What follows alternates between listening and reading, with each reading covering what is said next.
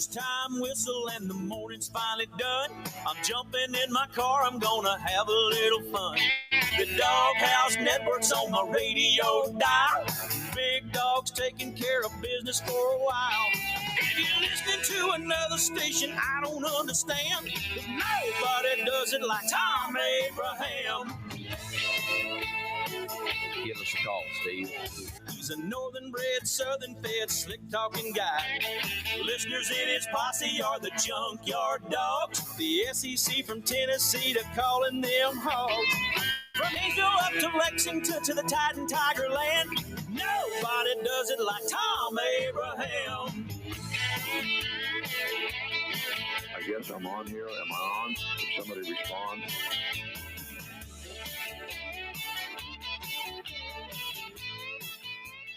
Good afternoon, everyone, and welcome to a special SEC Afterglow Football Friday in the Doghouse. But it is Football Friday, which you know what that means. That means that we're going to have to hit you. We are going to have to hit you with some football music throughout the show, and we will have that for you. And all throughout the show, we'll have that for you. Now, we are live with you here today, and we can tell you that Georgia Bulldog Brian Harmon shot 65 to take the lead at Royal Portrush in lush Northern Ireland. It's one of two places that I would be interested in visiting if I were interested in visiting Europe. Okay? I'm just telling you that right now. If I were going, this is one of two places that I would want to go to: Sicily and Northern Ireland. That's it. That's it. Scotty Scheffler made the turn just one back. He is now two back up. He's now two back of the lead. Matt Fitzpatrick now at 9 under par. Scheffler at 7 under. Brian Harmon at 8. And Hao Tong Lee, we all know him from China. He is one back as well. Now, time permitting, we'll get you a leaderboard a little bit later on. Now, today, we are featuring some of the best of media days. All right. Did I click on the wrong thing? I may have clicked on the wrong thing. It says recording or live. I don't know if you guys are getting the video or not. I don't know if I clicked on the wrong thing or not, but maybe I did. Maybe I didn't. But anyway, today we're featuring some of the best of media days from our perspective, and we are slammed with that. Now, we do welcome those of you that are watching on the X and the Facebook and the YouTube. Check that out if you haven't yet. You can snag the video at my X feed at Thom Abraham Show. You can.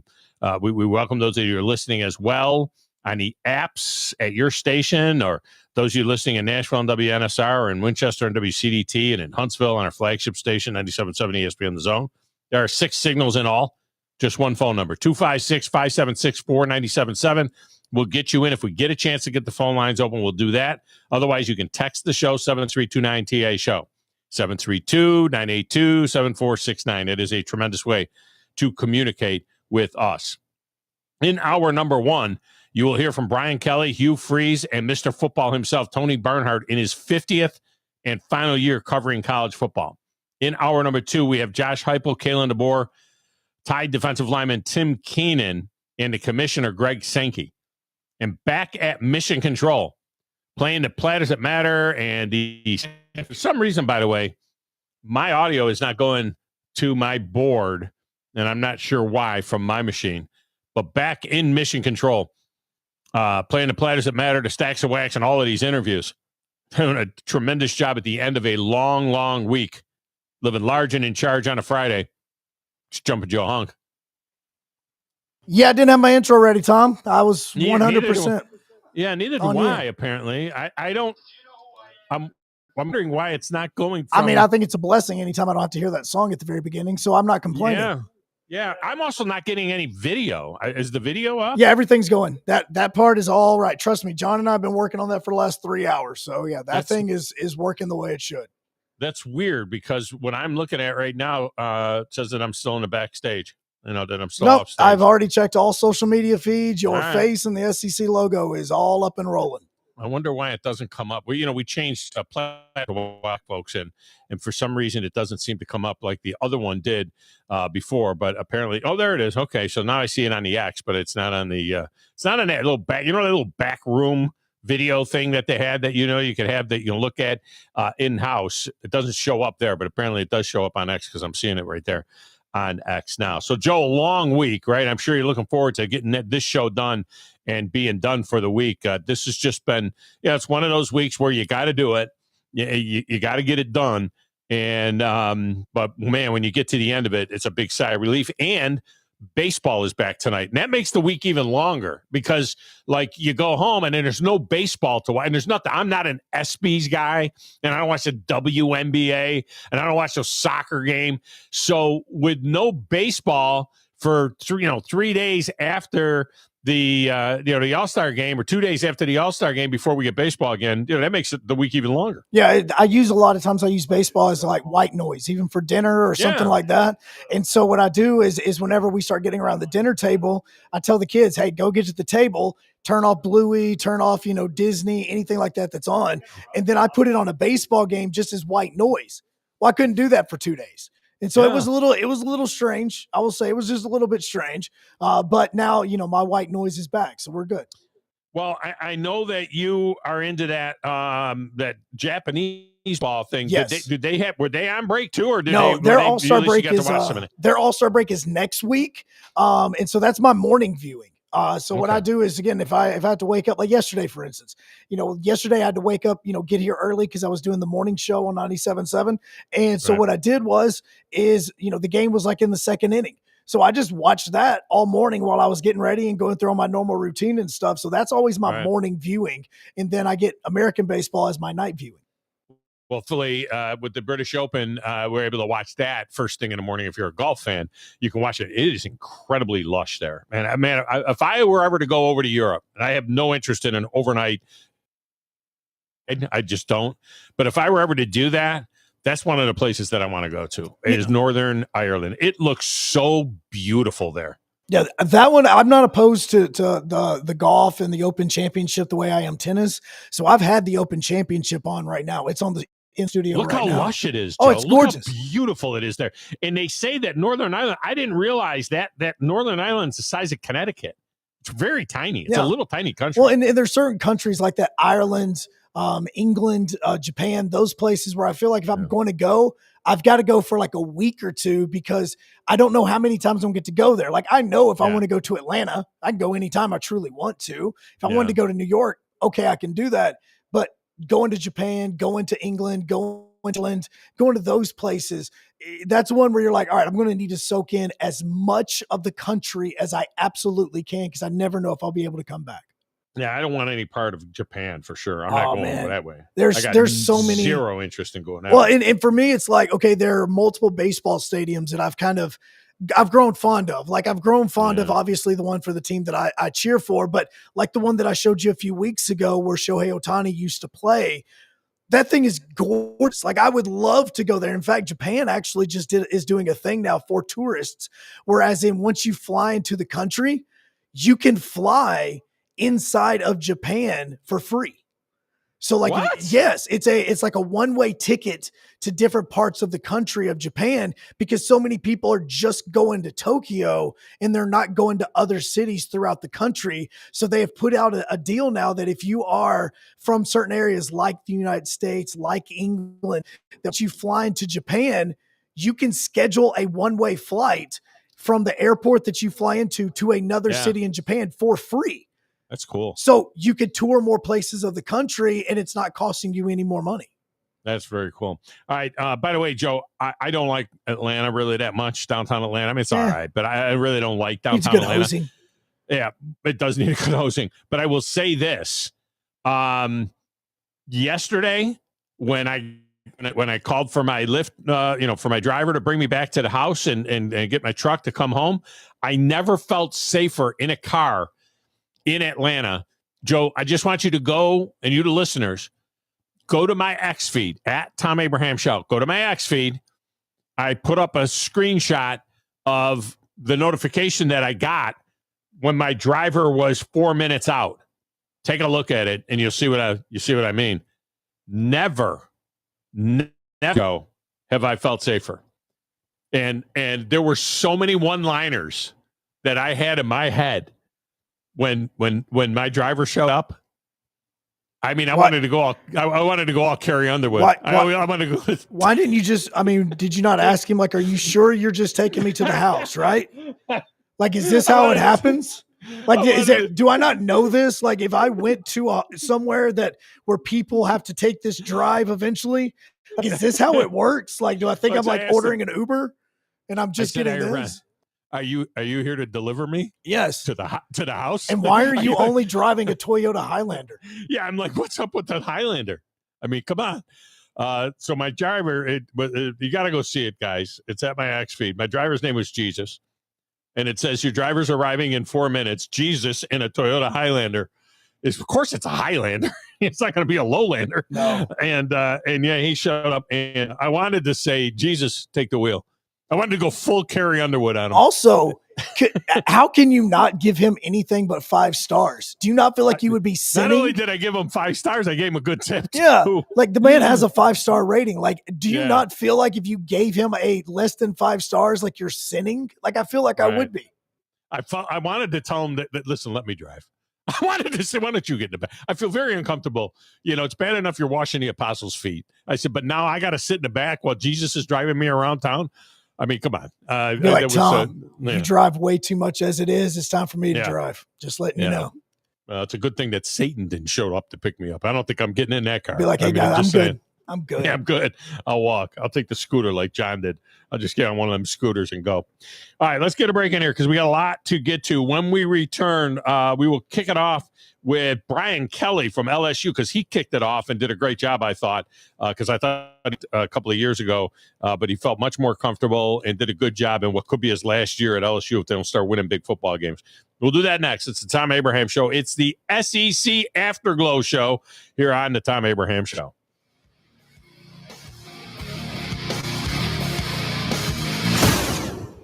Tom Luganville here for my friends at Woody Anderson Ford. Bobby White and his team take great pride in their service department, and you can see it the moment you walk into those beautiful new service lanes. And just like a championship team, they all work together to make sure your experience is second to none, whether you drive a Ford or not. Also, check out the gold certified pre-owned inventory at Woody Anderson Ford for great deals every day. Stop by and see them at Jordan and Sparkman or at Woody Anderson of Madison on Hughes Road, or visit WoodyAndersonFord.com. Never went down to Georgia. He was looking for a soul to steal.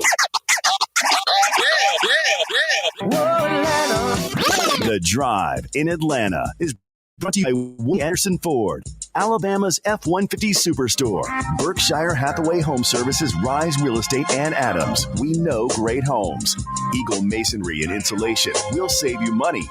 Jacob Title, the place to call for all your closing needs. And by Fleming Roofing and Restoration, we show up.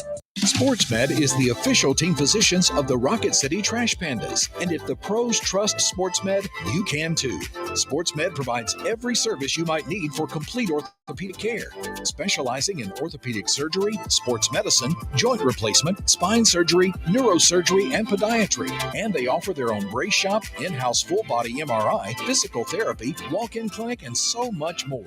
4 locations and on the web at sportsmedalabama.com. Thom Abraham here for my friend Mike Owen at Owen Home Appliance Center. You know it's hot outside, so cool down with an upright or chest freezer in stock at Owen Home Appliance Center. And don't let those beverages get hot. Get an under-counter ice machine with a built-in pump for just $12.99. Or how about a fridge out by the pool or in the garage for extra cold drinks? You can get a scratch and dent 18-cubic-foot refrigerator for just $3.49 while supplies last. Go to owenappliance.com to learn more. That's owenappliance.com. When you call most roofing companies, all you'll hear is, you need a new roof. Not when you call Fleming. At Fleming Roofing and Restoration, we're focused on your needs, whether it's an easy repair or a full roof replacement. Folks around here have trusted Fleming since 1965 for all their residential and commercial roofing needs. And as the area's storm damage experts, Fleming knows all the ins and outs of the insurance claims process. Log on FlemingHSV.com to schedule your free estimate today.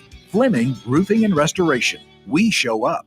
You've got to experience Toyotathon at Bill Penny Toyota. They've got the selection with over 700 new Toyotas to choose from. And they've got the extras with perks and a 10-year unlimited warranty. So get on over to Bill Penny Toyota today and experience Toyotathon. Bill Penny Toyota in Huntsville, and online at BillPennyToyota.com. Bill Penny's Toyota 10-year unlimited warranty is valid through the 10th year of ownership. Valid on new vehicles only. See dealer for details. With the summer heating up, it's time to cool down, and what better way to do that than enjoy some Handel's homemade ice cream. Handel's Ice Cream makes each batch by hand using only the best tasting ingredients to serve ice cream lovers in the Tennessee Valley. With 2 locations to serve ice cream lovers along Highway 72 West and 1 in Jones Valley, the #1 ice cream on the planet, according to National Geographic magazine, is just a quick drive and scoop away. It's Handel's Ice Cream, where the proof is in the scoop. You've been paying on that life insurance policy for years, but maybe you don't really need it anymore, or it's gotten a bit too expensive. Well, before you just let it expire, let Neighbors Insurance Solutions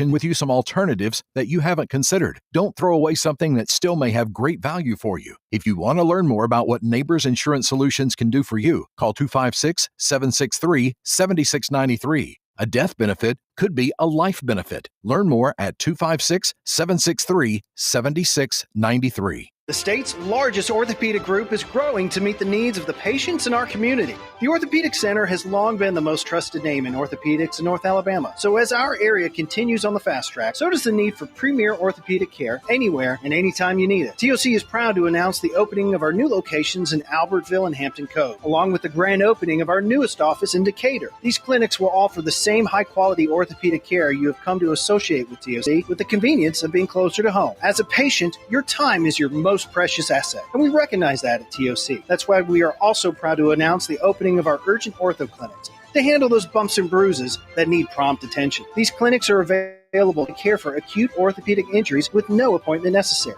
With 38 physicians, 20 centers of excellence, and now more than a dozen locations to serve you, TOC will continue to be the name you turn to for the best orthopedic care at the right time. Visit our website at visittoc.com for more information. TOC, helping you live a better life.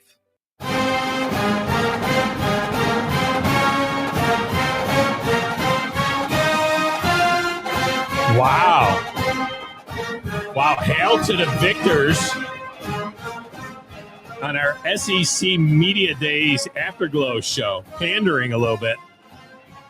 I think we're pandering a little bit to Wolverine Dan there a little bit, who's not even listening because it's SEC Media Day. I wonder if he'll be listening on Monday when we have Media Day Monday from Toyota Field with our high school Media Day show. I wonder if he'll be tuned in when that all goes down.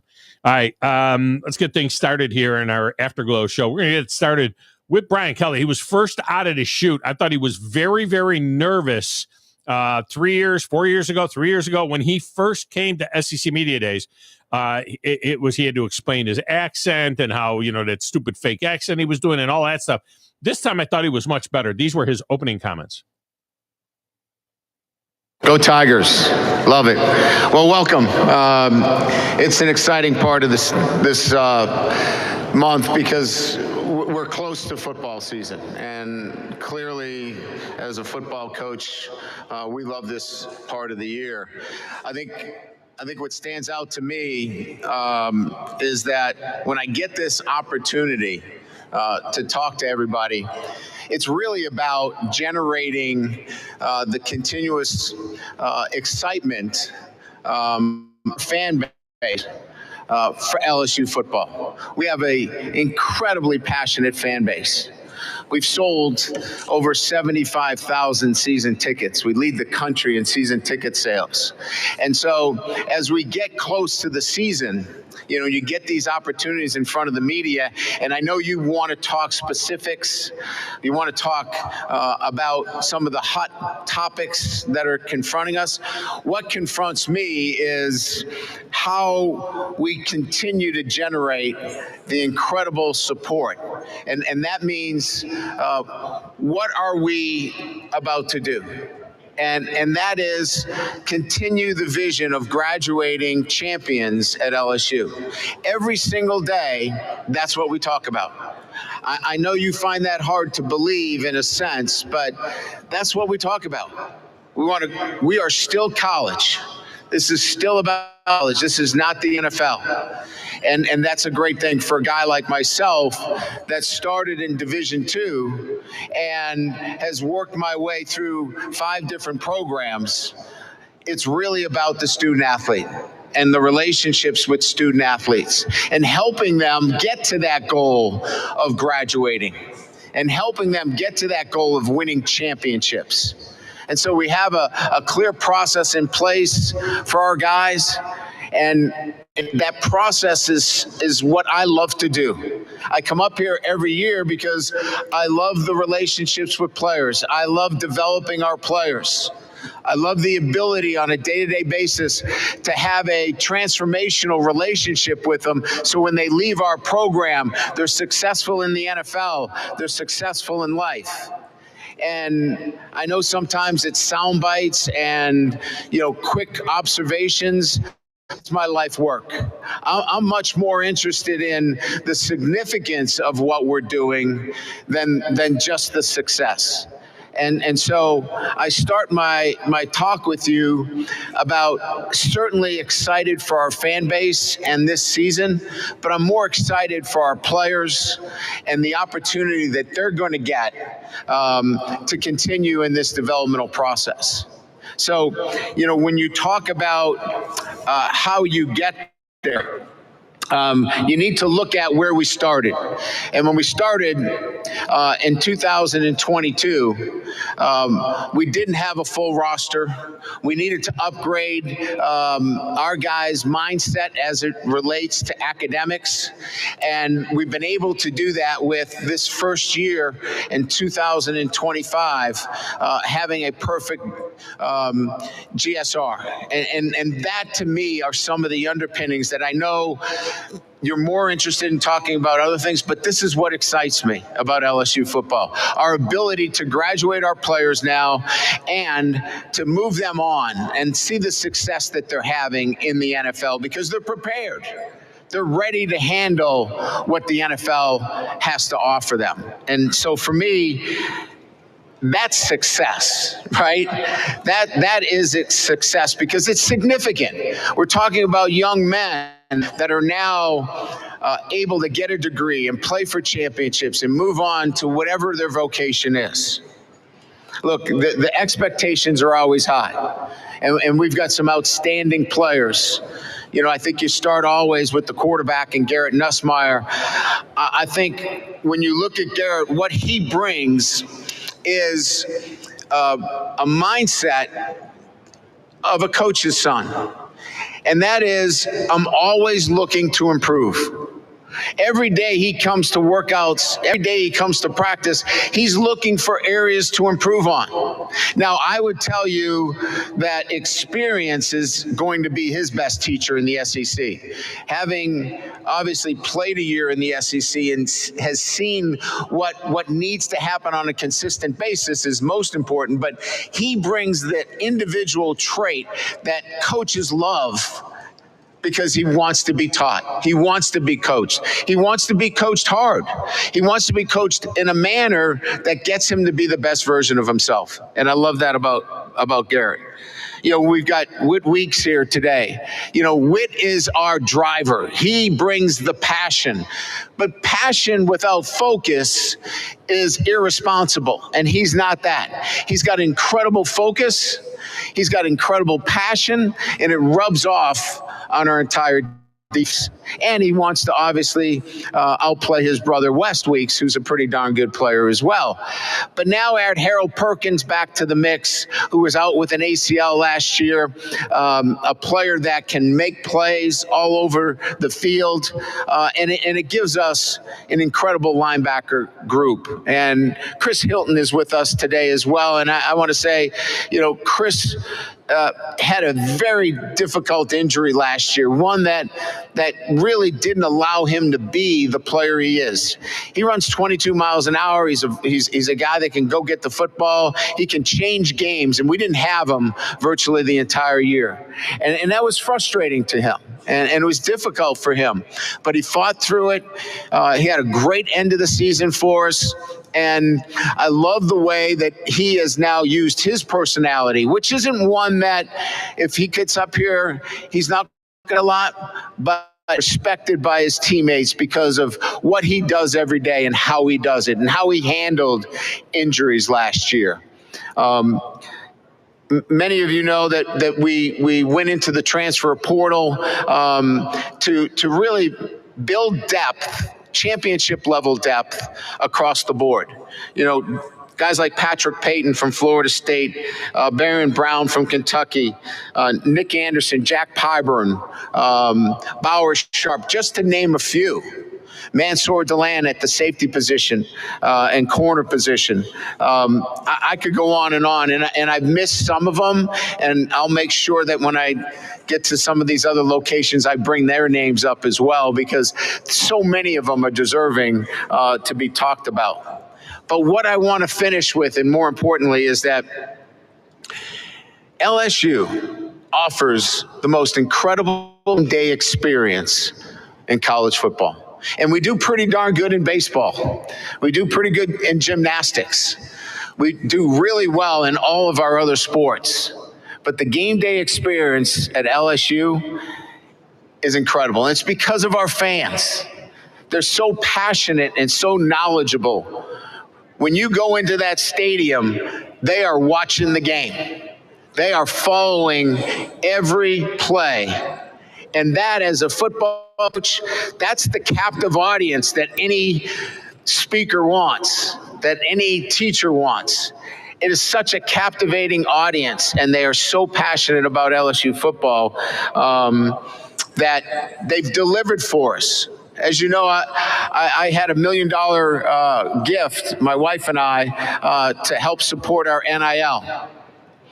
That was a lead gift because I knew how passionate our fan base was. We had 1,600 supporters follow that up. That raised that number to about $3.5 million. That's the kind of passion that we have at LSU. It comes back to the one goal that I started with, and that is we want to graduate our players and play for championships. And whether it's on the field, in the classroom, in the community, it's developing great young men on a day-to-day basis. And that's the significance for me. And it's wrapped in that much more than just the success. So I know everybody's excited about the season. Everybody here is excited about it. And we're certainly looking forward to the opportunity because we open up with a great program in Clemson. I know Dabo very well. I respect him and his program and the accomplishments they've had. We've played against each other several times when I was at Notre Dame, and just have a ton of respect. But we've also been 0-3 in openers at LSU under my watch, and we needed to do some things differently this year, and that is embrace this opener. And embracing it in a manner that this is a big game. And it's a tangible goal for our football team to want to be 1-0. It's not let's warm it up into the season. We want to be ready for this football game. And so we're doing everything in our power to give our players the opportunity for that success. So exciting season. Excited about the ability to continue to develop our program and our players, and looking forward to our opener against Clemson University. Thank you very much. All right, so there you go. That's Brian Kelly off of his open, and I'm hearing you guys back there, Joe. But that Brian Kelly off of his open, and he came very, very close to going full on champions of life.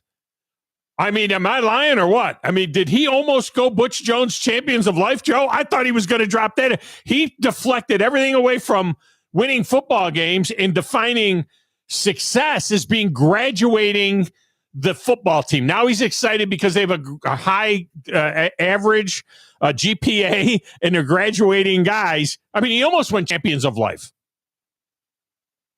How close that was. All right. Now, you heard the energy, though. I thought he was good, brought a lot of juice, gave you 10.5 minutes right there off the top. And then there was Hugh Freeze. Take a listen to Hugh Freeze in his opening comments. SEC media days are always a exciting time of the year for us because we know what's coming right around the corner. And at Auburn, we couldn't be more excited about this fall and what we've done to get to this point. Recently, Jill and I had the privilege of going to Plainsman Park and seeing Butch and his guys battle for a trip to Omaha, and a few weeks earlier to see the same with our basketball team. And it just reminded me of how incredible, the Auburn fan is, that they always show up and are faithful. And we've had a third straight sellout. And our president, Chris Roberts, often says that Auburn has earned the right to dream the biggest dreams, and that's the way I feel about our football team, for our fans this year, and for our administration and for our team. I like our squad. I like the makeup of it. I like the staff. I love the energy that's in the building.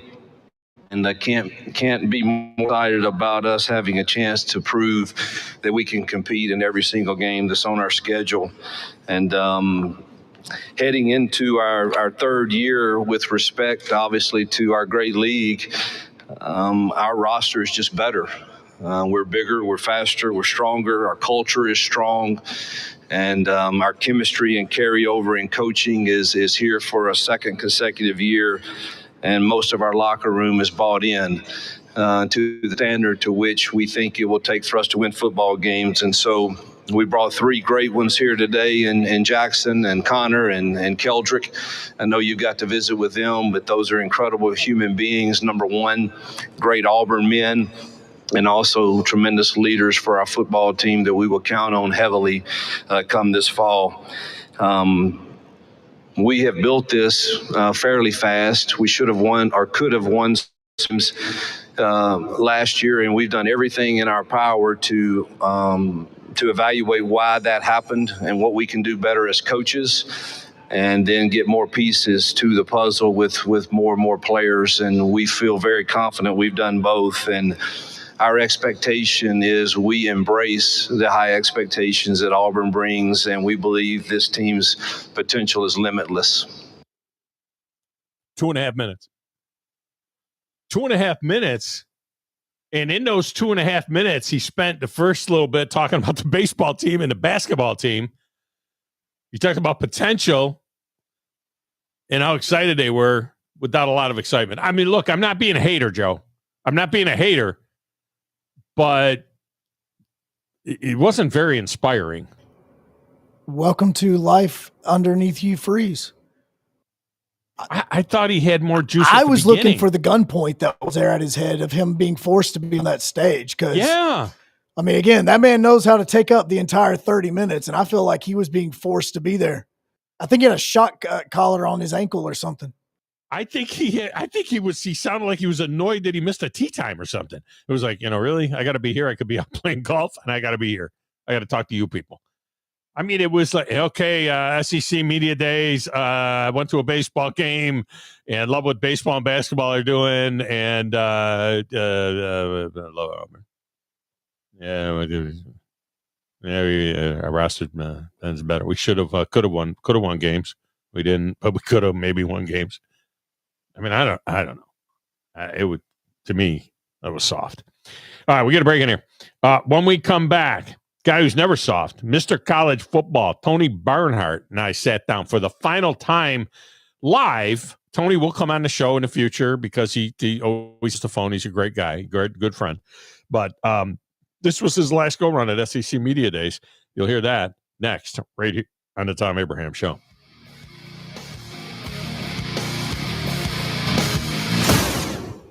You're listening to the Thom Abraham Show with Joe Hunk on 97.7 ESPN The Zone.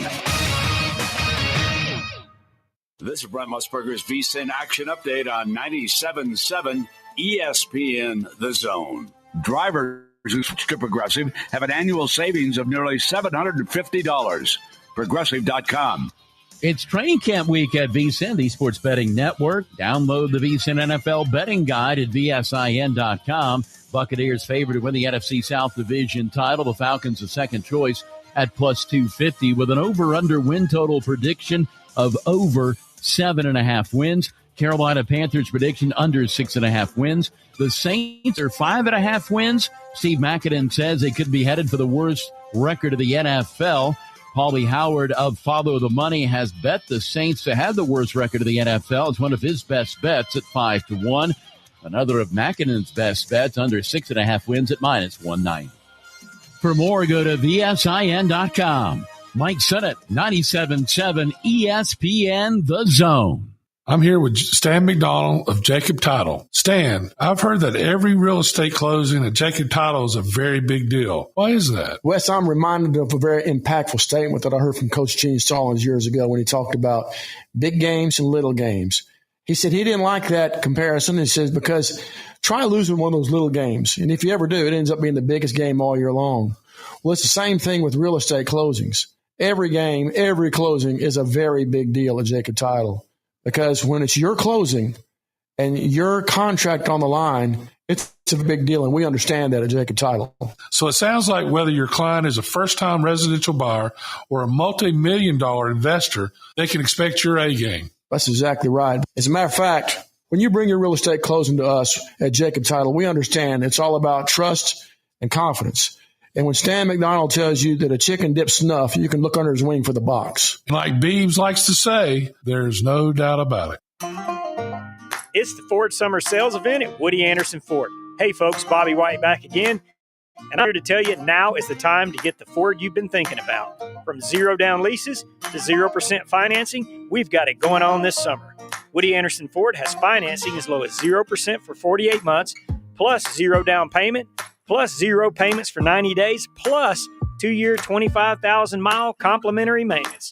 You can choose a 2025 Escape, F-150, Explorer, or a Mustang. Or how about 0 down lease, $499 a month for a 2025 Explorer, F-150, or Bronco, and just $399 a month for Bronco Sport, Mustang, and Escape.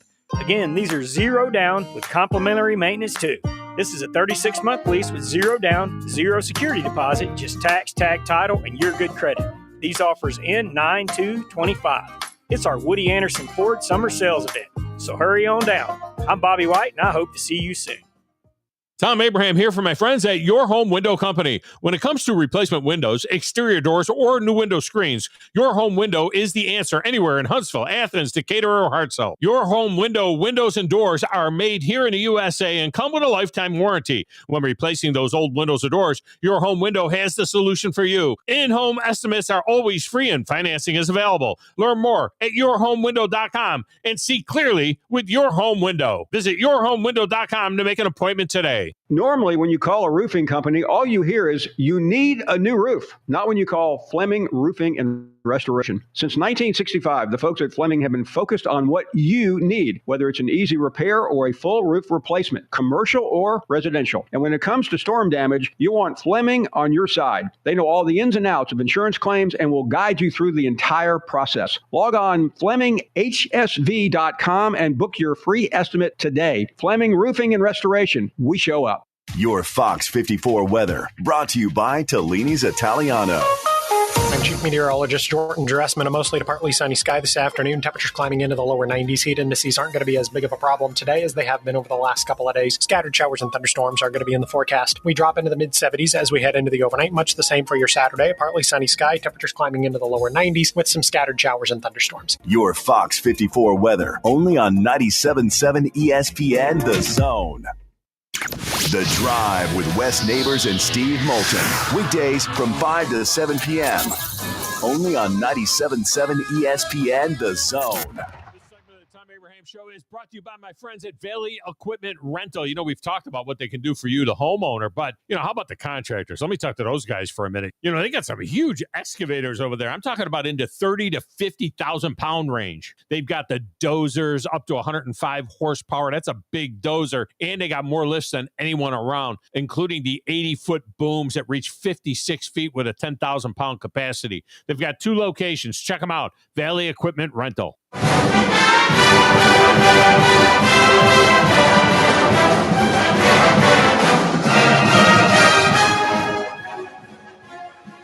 I'm Abraham Show. Glad you are with us. Let's jump right into Tony Barnhart. who joined me on set during SEC Media Days. Here was our friend Barnhart. Tony Barnhart is the last guy to wear a suit at SEC Media Days. Okay, he did a jacket, yes. I see a few guys with jackets, but a suit and a tie. You were the last one. I think once you looked around and saw that there's 1,000 media members and nobody else wants to wear a suit anymore, you thought, let's go casual. Well, let's just go casual, and this is my last run around the conference. And so, yeah, I'm happy to be. Good to see you again, my friend. Good to see you. The only time I get to see you is when I come to this event. And I understand that the SEC brought it here in Atlanta specifically for you. So that's exactly what happened. Oh, absolutely. I said, I'm not coming unless you have it in Atlanta. That's okay, Tony. No problem. No, it is nice having a home game. I will say that. Of course, the Bobby Dodd Trophy. I can't believe. Well, one, I can't believe it's 50 years for you this year. You know what I mean? I can't believe it's 50 years for the Bobby Dodd Trophy. I look up this wall. Ironically, we're broadcasting from the coaches section, which I did 11 years on the sideline. So my radio career doesn't begin until I'm 37 or 38 years old. So I'll make it to about 30 years, and then that's it. I'm done. But to be in the coaches section is really great. And Bobby Dodd memorialized on that wall over there with all the great quotes from everyone else, which is really cool. Just to interrupt, I had a chance to work on several of these exhibits when they were cranking up the Hall of Fame. And so, yeah, proud of that work. Yeah, it is tremendous. Talk a little bit about the Dodd Trophy, what it's all about, and the list for this year. There are a lot of great Coach of the Year awards, and they're all deserving of the name.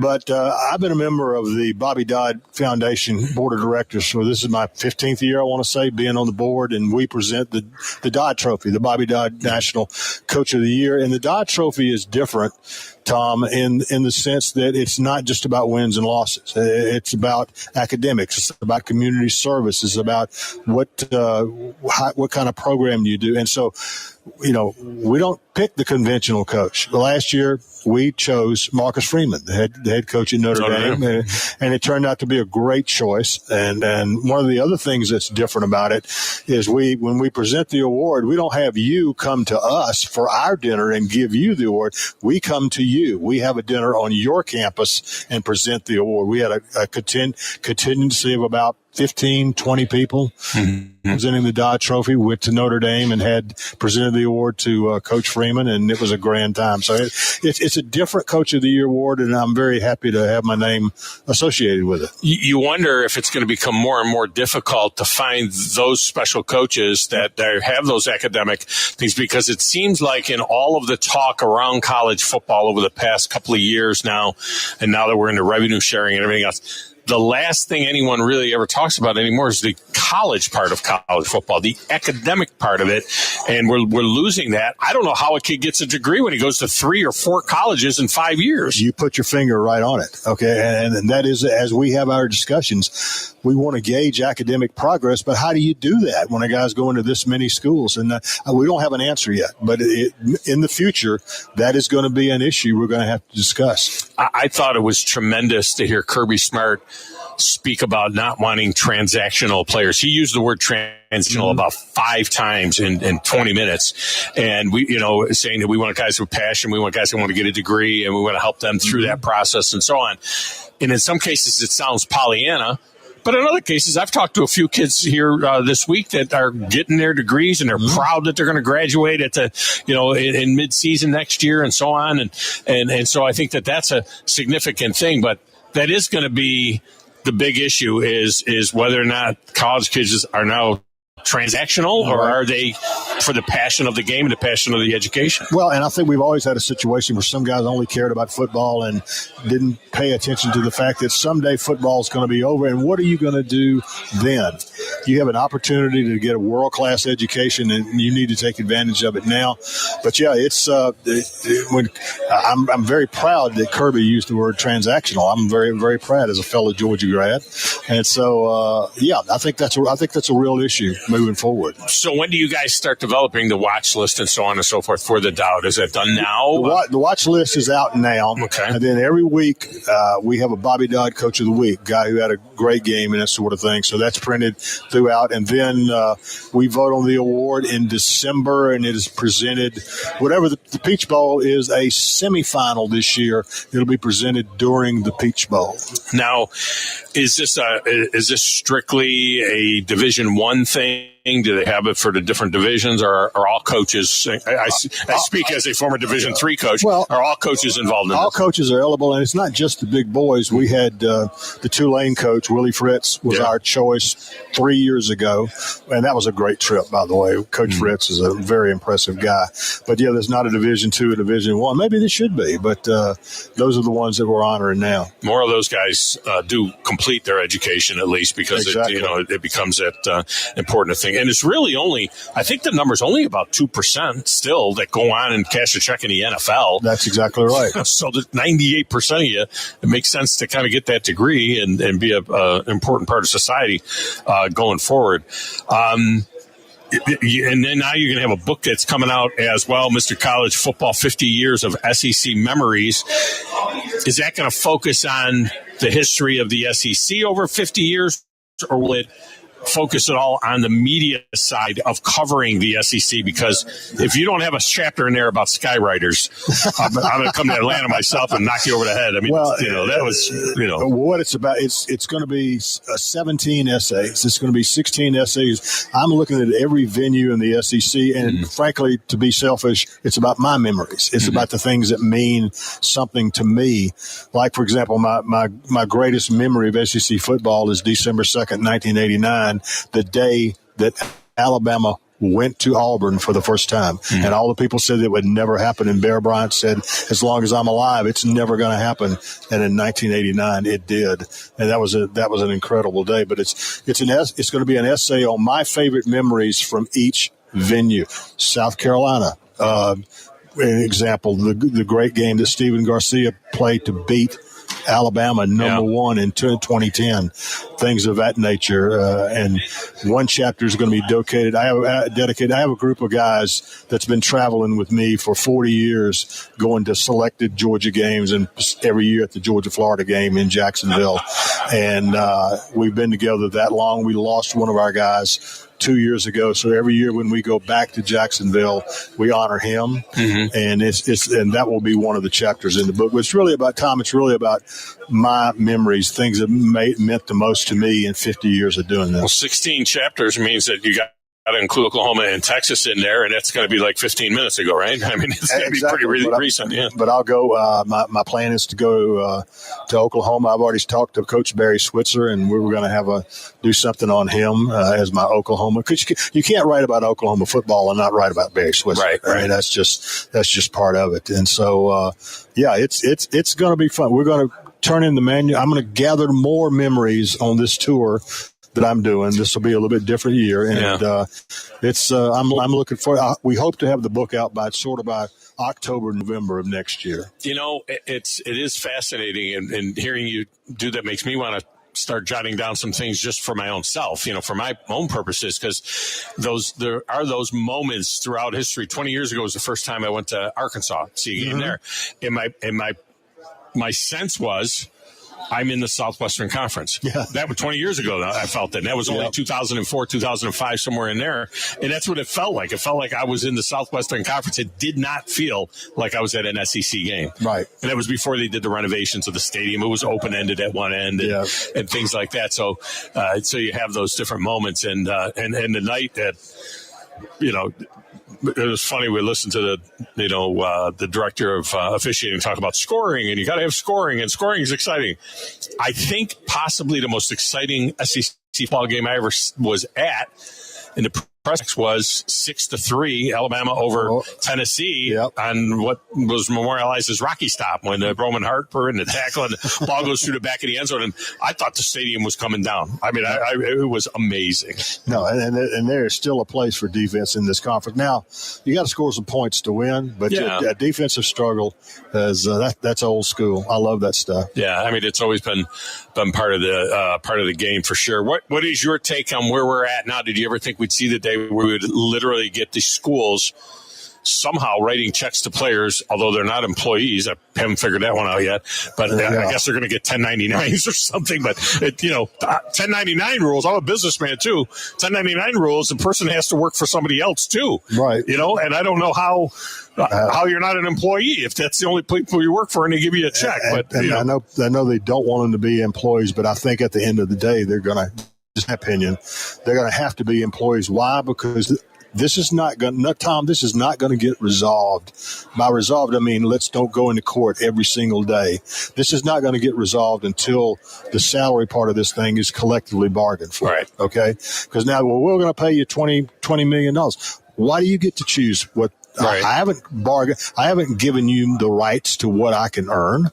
And when you go to court, that's when the judges look at you. What are we doing here? Yeah. Now, it's such an easy legal thing. So I think they've got to get that done. They've got to get some sort of relief from an antitrust standpoint. Because if you don't, the CSC, who's reviewing all of the NIL deals, and they said, well, your deal is not market value. Says who? Yeah, right. Says you.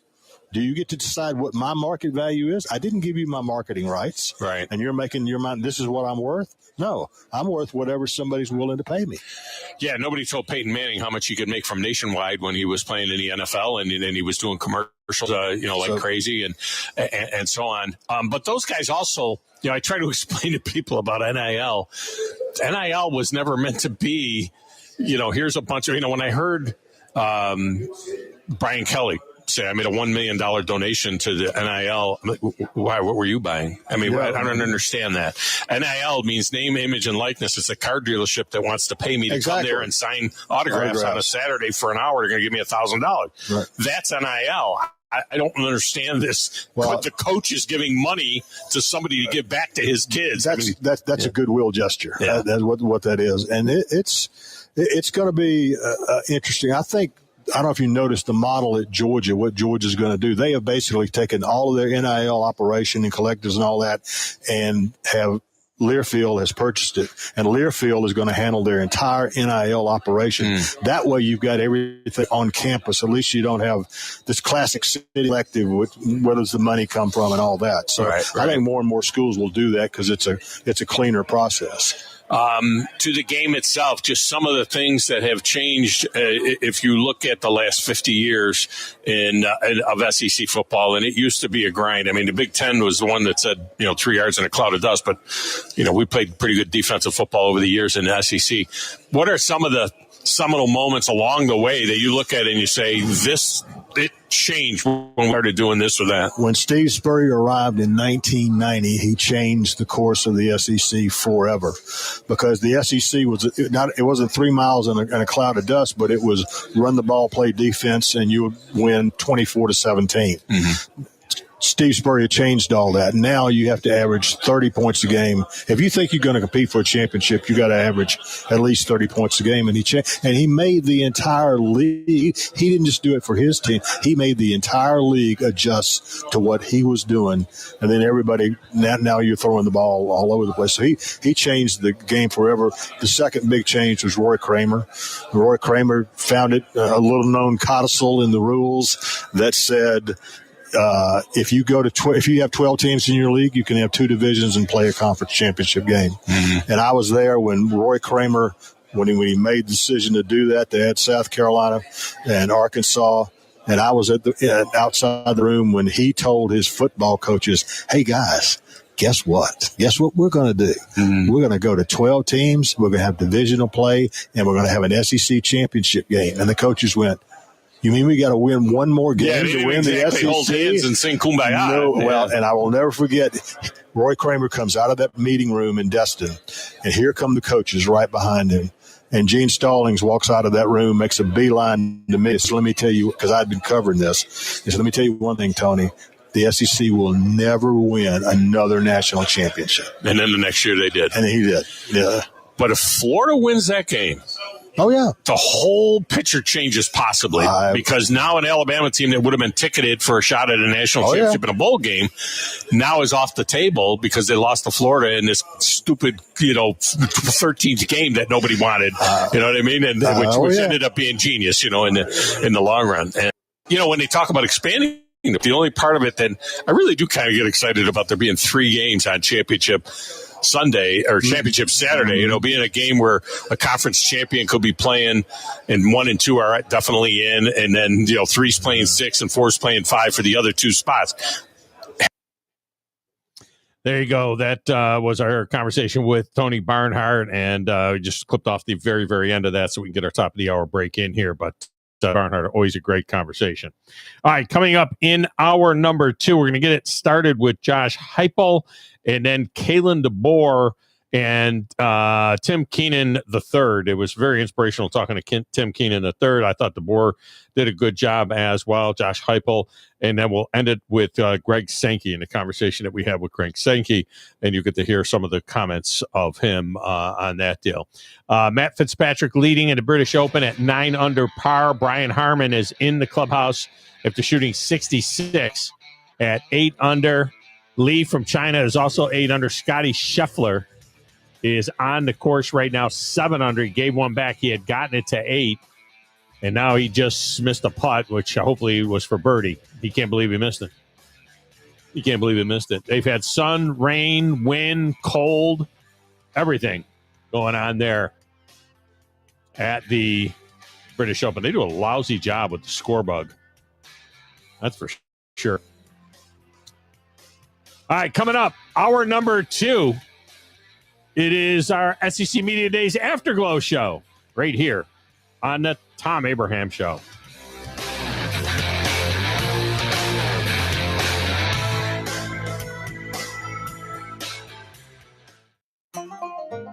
It's the Ford Summer Sales Event at Woody Anderson Ford. Hey folks, Bobby White back again, and I'm here to tell you now is the time to get the Ford you've been thinking about. From 0 down leases to 0% financing, we've got it going on this summer.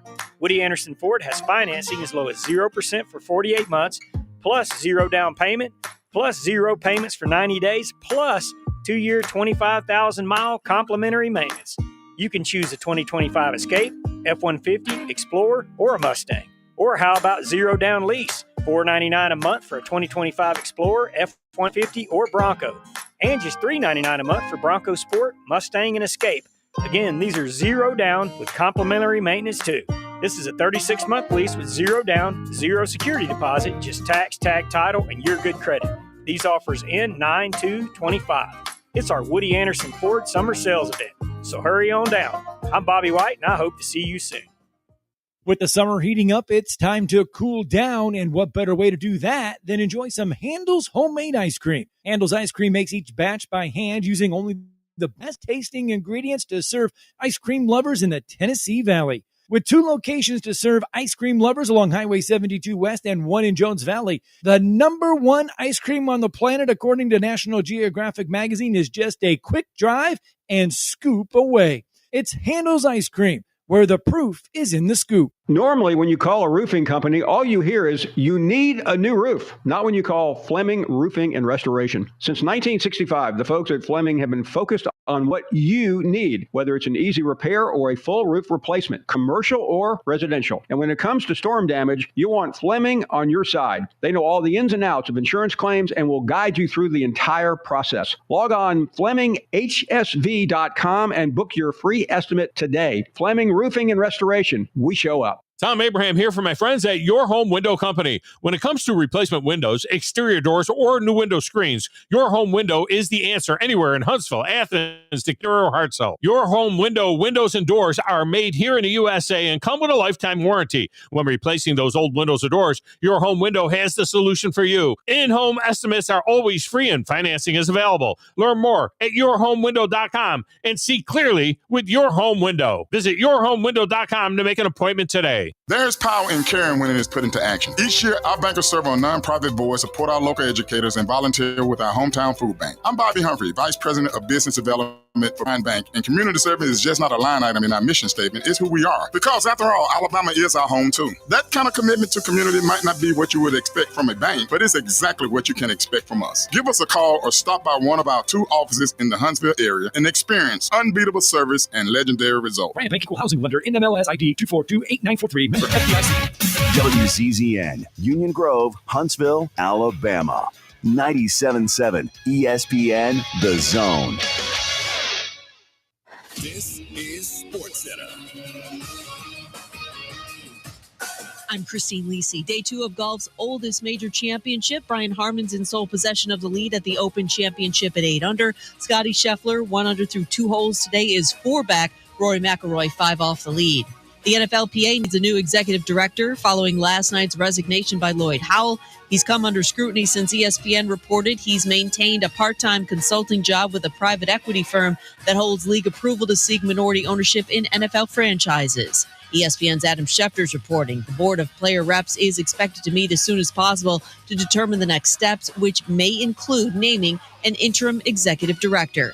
WNBA All-Star Weekend is here. Festivities begin tonight in Indiana with the Skills Challenge and three-point contest, 8 Eastern ESPN. All-Star Game itself is tomorrow, 8:30 Eastern on ABC.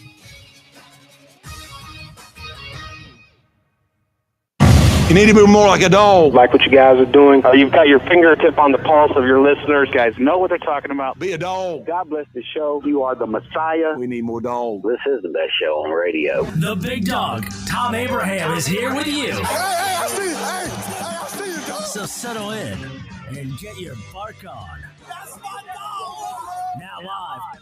Here he is, the big dog, Let's go, baby! Thom Abraham. How you doing? How you doing? How you doing? How you doing? How you doing? How you doing? How you doing? Look, I don't speak Spanish. I don't know how to say this, so I'm going to choose my words very carefully. I think you're a psycho. Do you know who I am?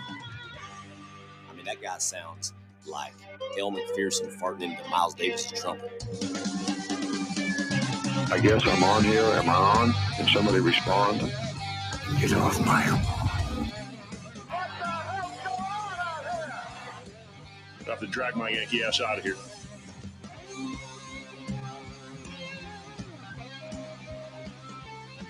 And welcome back. Hour number 2 of the Thom Abraham Show on a Football Friday and SEC Media Days Afterglow shows. We're running back some of the best things that we heard at SEC Media Days. We have that for you. By the way, that Scotty Scheffler putt was for birdie, so he remains at 200 par. He is just 2 shots back of the lead.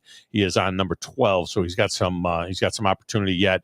Matt Fitzpatrick on number 15 leads it at 9 under. A couple of guys in between them, including Georgia Bulldog Brian Harman, who had a great day. Remember, he won the British Open a couple of years ago, so Harman knows what he's doing a little bit when it comes to that. He's a nice little golfer, and by little I mean little. Dude weighs 155 pounds. He's a jockey, 5'7", 155 pounds, and he's out there banging it with the big boys at the British Open. All right, Josh Heupel, Tennessee, he did a nice job as he got things going with his opening statement, talking about where the Volunteers are, and take a listen. Great to see everybody here today. Hope everybody had a great summer. For us, it's fitting that we're here in Atlanta. Obviously, a lot of our roster comes from right here in the state of Georgia and Atlanta area. But this is also where we kick off here in the kickoff game here in Atlanta as we get ready to start the season, and extremely appreciative of Gary Stokin, his entire staff, the organization, everything that they've done for us in our preparation to come down here, but also affording us the opportunity to play in this game inside of Mercedes-Benz against a great opponent. I know there's going to be a lot of orange inside of that stadium when we kick off. Vol Nation need to make sure it's the right shade of orange.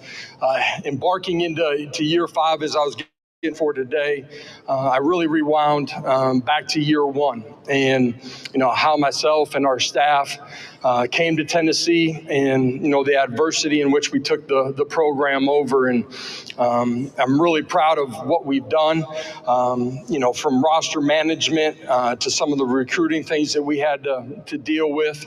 It's how I know that our best is still in front of us. What has crippled other programs in the past, University of Tennessee and our football program has been able to flourish. You look over the last 3 years, 30 wins, the most wins in Tennessee in a stretch of a 3-year span in Tennessee football since the late 90s.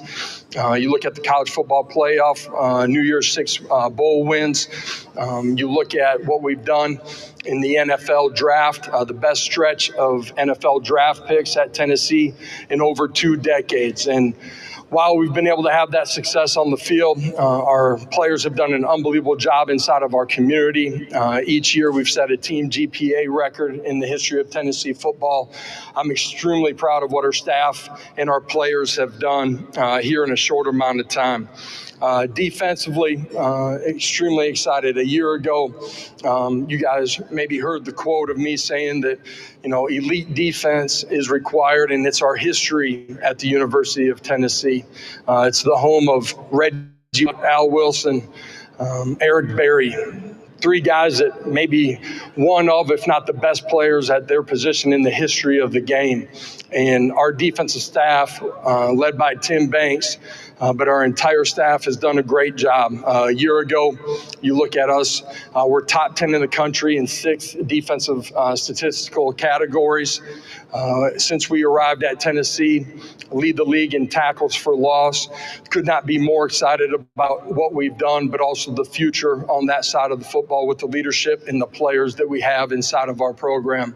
Offensively, we found a lot of ways to win during the course of my career as an offensive coach and as a head coach through the air and on the ground, and have found a way to be elite, year in and year out.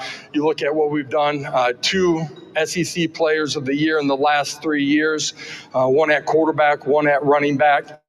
Last 2 years, we've led the SEC in rushing. The last 4 years since we arrived, we've rushed for 2,500 yards each year. Never been done in the history of Tennessee football. Really proud of what we've done, but the guys and the staff that we have to continue to grow as we move forward this year into the 25 season. I know when I open it up for questions, the first one will be about our quarterback situation, so I'm going to touch on that a little bit here as I get started. We will have a competition at the quarterback position. 3 guys inside of that room. Really proud of what they've done. Joey, since he got there in May, Merklinger and George McIntyre, what those 2 guys have done since they've been on campus. But I'm really proud of the steps that they've taken through the summer in developing relationships, rapport with the guys around them, their ability to compete in a positive way with each other in the meeting room and on the field, their ability to have leadership traits and to continue to grow in that. And I'm really excited about getting on the field with those guys. We've found a way to win with a lot of different quarterbacks throughout my career on the offensive side of the ball, and we're going to find a way to win with the guy that earns the starting spot as we go through training camp here in August. We have 3 players that are with us today that resemble everything that we want inside of our program, from an accountability standpoint, leadership, mental and physical toughness, who they are inside of the community, and how they impact their teammates on a day-to-day basis. Linebacker Arian Carter, that is a dynamic player. Defensive tackle Bryson Eason from Memphis. He's in year 6 with us, and really proud of the steps that he's taken individually as a person and as a player, and he's ready to play his best ball. Tight end Miles Kitzelman that a year ago came into our program. And there's nobody that puts more work into every single day and impacts the teammates around him in a more positive way. Great leader for us. As we move forward here into the 25 season, I'm going to rewind to last December. Everybody inside of our program didn't like the taste in their mouth as the season finished up in late December.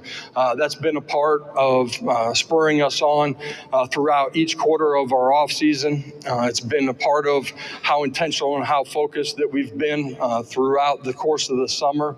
And I'm excited to go compete with these guys when we get here to training camp.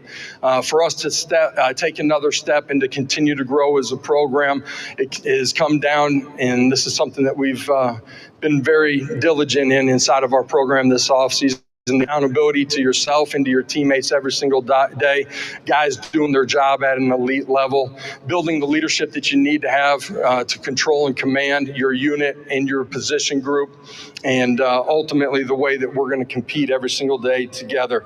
our young guys don't have time to be young as we get to the fall, and that's been a part of the message that our leadership has applied to the young guys inside of our program. I'm extremely excited about the young talent and the young competitive traits that we have inside of it, but we got to have a great training camp here to go be the best version of ourselves as we get ready for the season. Excited to open up camp. Our fan base is nothing short of the best in college football. You look at our season ticket waiting list of over 24,000 fans, our home record 20-1 over the last 3 seasons. That's been a huge part of us continuing to create momentum in recruiting. Couldn't be more excited to get ready to go tee this thing up with these guys as we get to September. That was Josh Heupel. Tennessee now selected to finish right in the middle of the pack, basically, or just a little bit below the middle of the pack in the SEC in the predicted order of finish from the media. The media taking Texas, Georgia in the SEC championship game. That was the way I voted as well. Texas 1, Georgia 2, Alabama 3, LSU, South Carolina, Florida, Ole Miss, Texas A&M, Tennessee, Oklahoma, Auburn, Missouri, Vanderbilt, Arkansas, Kentucky, Mississippi State. So there's the order of finish there. And maybe a little bit of a surprise, Lenoris Sellers, first-team quarterback. So the first-team quarterback is Lenoris Sellers. Ryan Williams and Cam Coleman from Alabama and Auburn are the first-team wide receiver. Caden Proctor is on the first team as well. 2 Florida offensive linemen, Austin Barber and Jake Slaughter, on the first team. Garrett Nussmeier is the second-team quarterback. And the third-team quarterback is Arch Manning. We'll see if it's that way at the end of the season, but that's the way they'll start. All right, we'll get a break in here. When we come back, speaking of Alabama, Kalen DeBoer and Tim Keenan, we'll have those for you right after this on the Thom Abraham Show.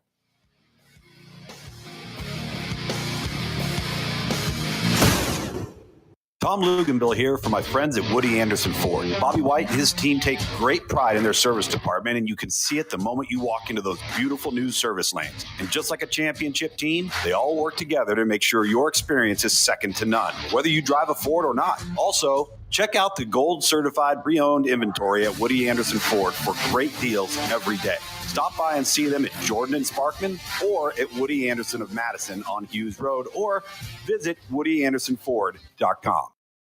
Your customers deserve the best, and so do you. You invest in your customers with your heart, soul, and skill. Well, it's time to invest in yourself with the next generation Cat 255 compact track loader from Thompson Tractor. After all, those who give their best deserve the best, and this machine has it all. With features that include a more powerful engine, tri-axle truck loading capabilities, a spacious cab, and a smooth ride for all-day comfort. Best of all, now Thompson Tractor is making that investment even better with our Workhorse Special. Get 0% financing for 36 months on the purchase of a new Cat 255 compact track loader that comes with a 3-year warranty. You also get a 74-inch bucket and 1,000-hour filter kit. But hurry, this offer is only good through June 30th. Visit ThompsonTractor.com for details. Thompson Tractor. We're here for you. Fly nonstop from Huntsville is a breeze on Breeze Airways. They're nice people flying nice people to nice places on really nice planes. Let's be direct. Nonstop from Huntsville to the places you want to go. Las Vegas, Orlando, or Tampa, starting at $49. It's time for a weekend getaway or a long overdue week away. Time to check in using the convenient Breeze app and check out. What are you waiting for? Book today at flybreeze.com. That's flybreeze.com. Breeze Airways. Seriously nice. By now, you know about Eagle Masonry and Insulation, and maybe you know that Eagle also does landscaping and dirt work. But how about after paint work? Shower doors, shelving, and mirrors, all taken care of by Eagle, the same Eagle that takes care of all your masonry, insulation, and landscaping needs. Eagle brings the same level of expertise to all these disciplines, and they're ready to provide you with a free quote. The website is the same, insulatewitheagle.com, as is the phone number, 256-755-1556. Give them a call and see what Eagle can do for you. Eagle saves you time. Eagle saves you money. If hunting and outdoor recreation are your passions, it all starts with the right property. That's where I come in. I am Bo Butler with Southland Realty and Auction.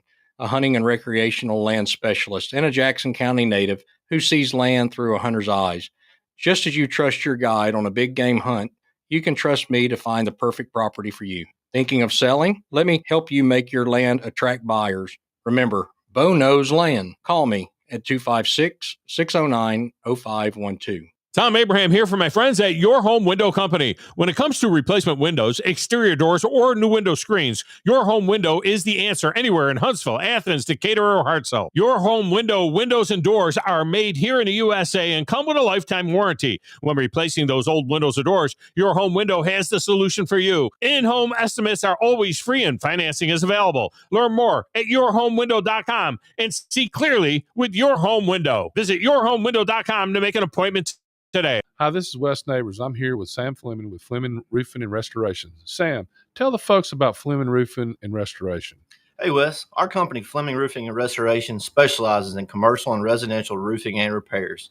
I'm a fifth-generation Huntsvillian, and our family's been doing construction business in Huntsville area since 1965. Sam, what kind of roofs does Fleming Roofing and Restoration do? Our guys are skilled enough. We can come out and address any kind of leaks or issues you might have on your commercial, on your metal roofing, on your shingles. We can do anything, and we can offer you a solution to repair it, or we can replace it. You guys also do insurance restoration. Our staff has 10 plus years of experience as insurance adjusters, and we really do know the inside and out of the claims process at Fleming Roofing and Restoration. Check out Fleming Roofing and Restoration online at FlemingHSV.com, or you can call or text them at 256-651-9440. Hey, Wes, we show up. Eagle Masonry and Insulation. It's right there in the name. Eagle is your one-stop shop for block, stone, or brickwork, monument signs, and outdoor kitchens and fireplaces. Eagle also offers the finest craftsmanship and insulation, including fiberglass or spray foam insulation, and of course, insulation removal. Philip Love and his team have years of experience, bringing the region the best in masonry and insulation services. For more information and a quote, visit insulatewitheagle.com or call 256-755-1556. Eagle saves you time. Eagle saves you money.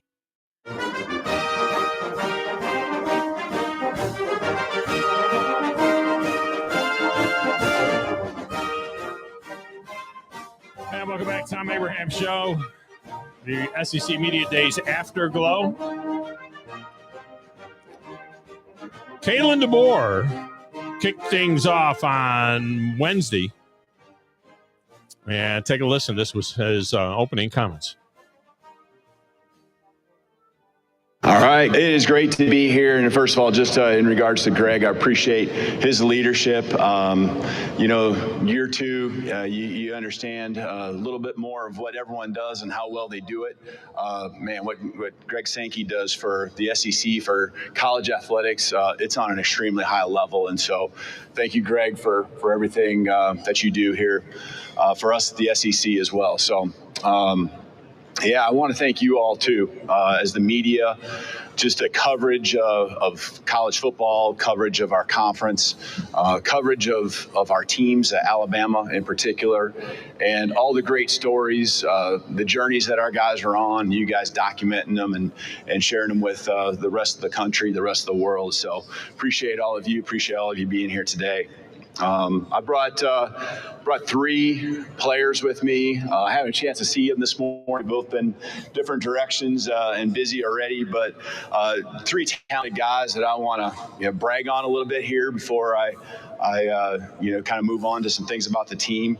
Offensively, brought Caden Proctor. He's our third year offensive tackle. He's originally from Iowa, and a couple things. You look at the guy and he's massive, and he just just does everything on a high level when it comes to his training.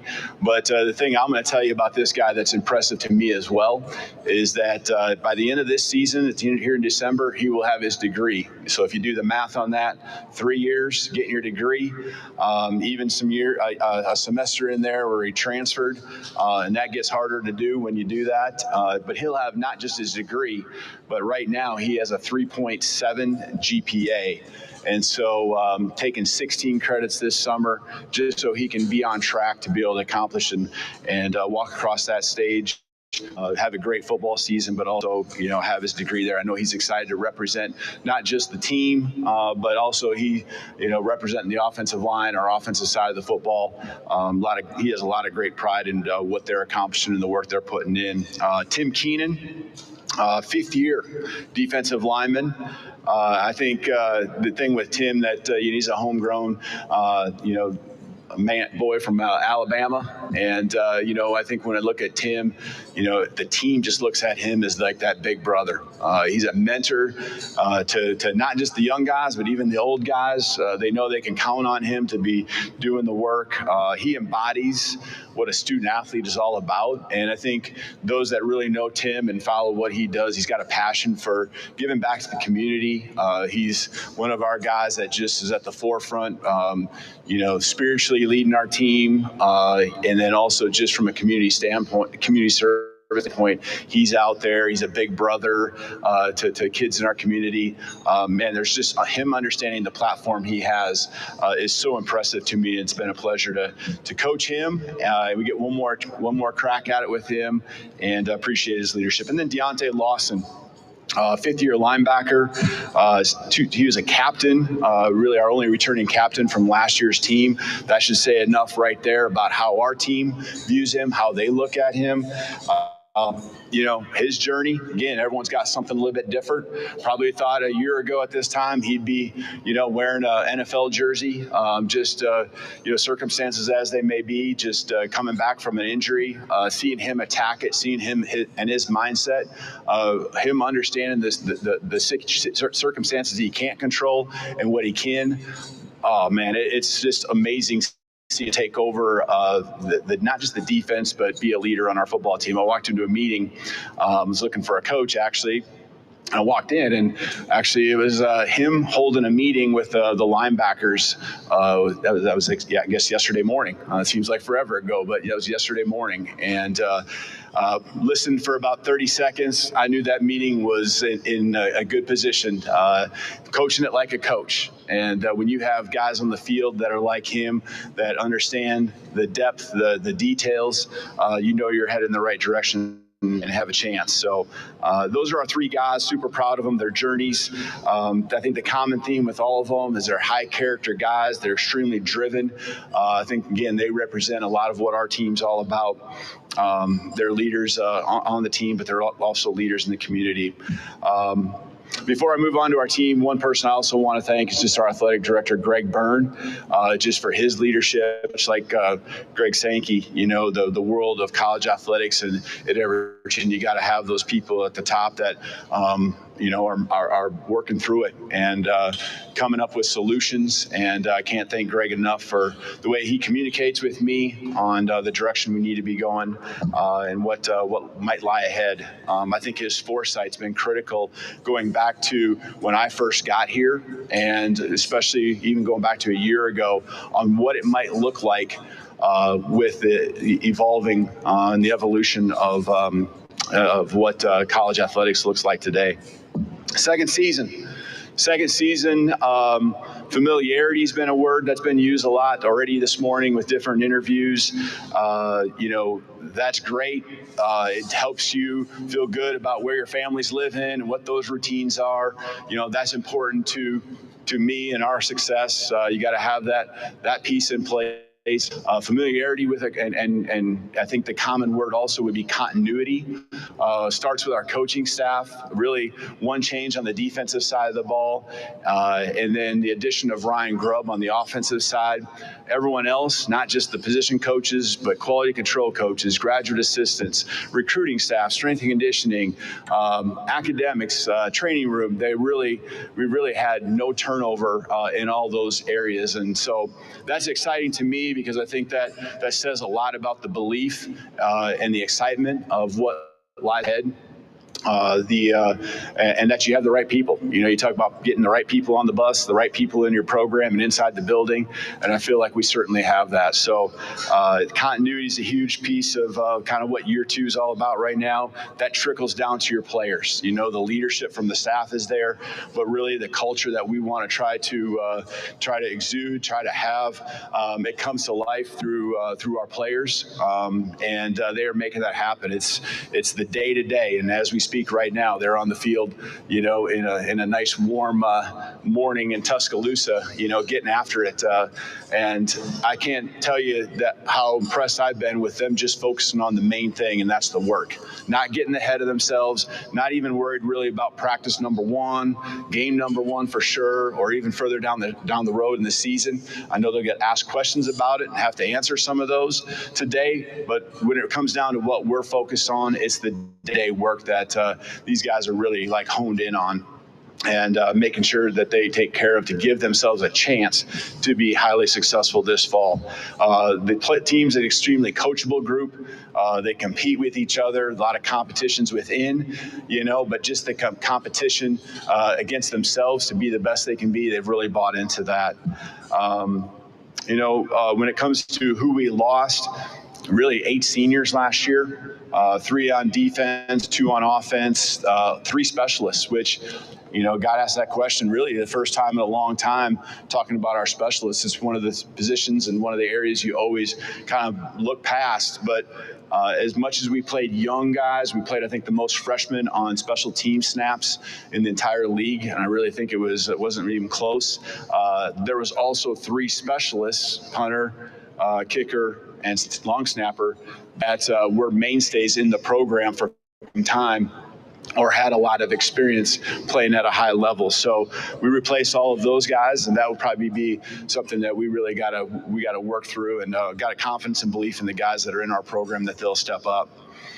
So we're right at about 17 seniors, so that's double what we had a year ago. We did lose the 3 guys to early outs in the NFL with Joe Rowe, Tyler Booker, and Jahid Campbell. Deservingly so. Those guys have opportunities to go make the most of it at the next level. So experience, and I think really when it comes down to where do you want to improve, where do you need to get better, it's reps. All of us get better at our jobs by taking more reps. Myself as a head coach at this place here at Alabama, you guys in your roles, our players, and then it's reps together. And so again, familiarity, continuity, repetitions. We got to be better in the big moments. We lost some close games last year, and we had chances, maybe not even the fourth quarter, but we had chances earlier in the game to separate ourselves or make a play here or there.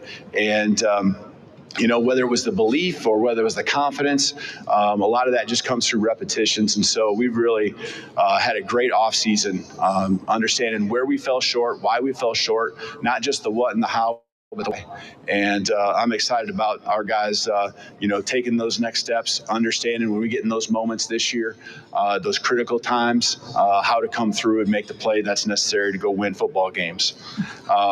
We were undefeated at home. But we also struggled on the road. And we start this year on the road and go to Florida State, and we know that they're going to have something to prove as well. And so that's going to be a great environment to get tested early on. And so we don't need to look anything beyond that as far as preparation or what might lie, because none of it matters unless we take care of business and do what we're doing, being our best in that week 1 game against Florida State. But being on the road and playing better on the road is certainly got to be a point that happens, this year in our football program. Defensively, a lot of returners coming back. We excelled when it came to taking the football away. I think we're in the top 4 or 5 in the country. Really the most takeaways that I think 28 was the number in the program going back 7-8 years ago. And when it came to yards per play and all that, it's all great stuff, but the key for our defense is get off the football field. And as the season went along, we did a better job of that early on. There were some times where we could have been better. And those led to games that came close. Those led to games that we maybe fell short. Offensively, I think it's just consistency. It's consistency in all areas. We want to have the ability balanced, and it doesn't mean that the statistics look equal when the game's over or the season's done, but the ability to run the football when someone's taking the pass game and vice versa, when the opposite happens. So I think, more and more pieces coming together, the development of players at all positions. I'm excited about we have there. An offensive line is where it really starts, of really 6 guys that are strongly in the rotation with a lot of others that are up and coming and developing quickly, that I could see, competing for spots as the season goes along as well. When it comes to overall as a program, physicality is the name of the game. When it comes to playing football, you wear the pads for a reason, right? And so physicality, that comes through the work to build your body, but that also comes through, toughness mentally as well. So again, the work is what we're focused on right now, the main thing, keeping it that. I love the mindset. Doesn't guarantee anything, but it gives you a great chance. So excited about 2 weeks from today. At this very moment, I think we'll be on the football field practicing practice 1. So it's come on fast. Media days usually represents that type of kickoff and signifies that we're here. And so I'm excited to get the ball rolling. A little later on in the day, Tim Keenan, the third defensive lineman for Alabama, who you just heard Kalen DeBoer say was the spiritual leader on the team. He sat down at our set, and we had a little chat. Wes Neighbors joined me for this talk as well.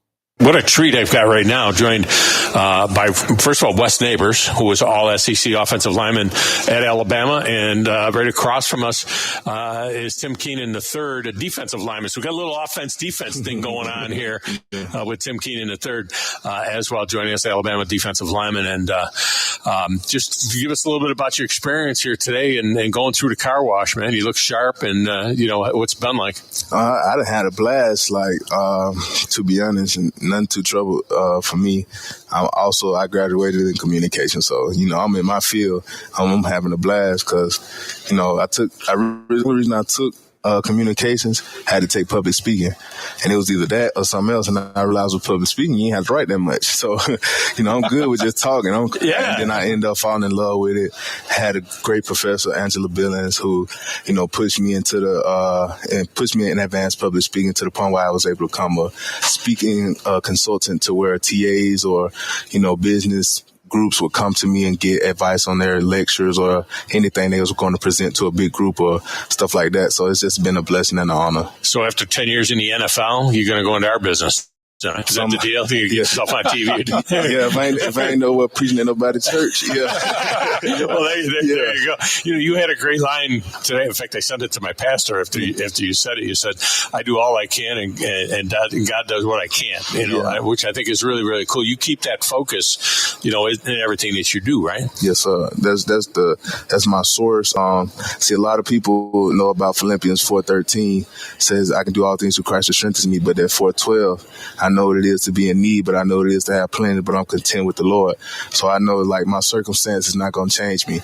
No matter if I get $1 million tomorrow, if I go bankrupt, God forbid I go bankrupt, I can take the $1 million tomorrow. You sell a necklace if you go bankrupt. Yeah, but I know I put my faith in Him. I put my trust in Him, and it ain't never steered me wrong ever since I've been doing it.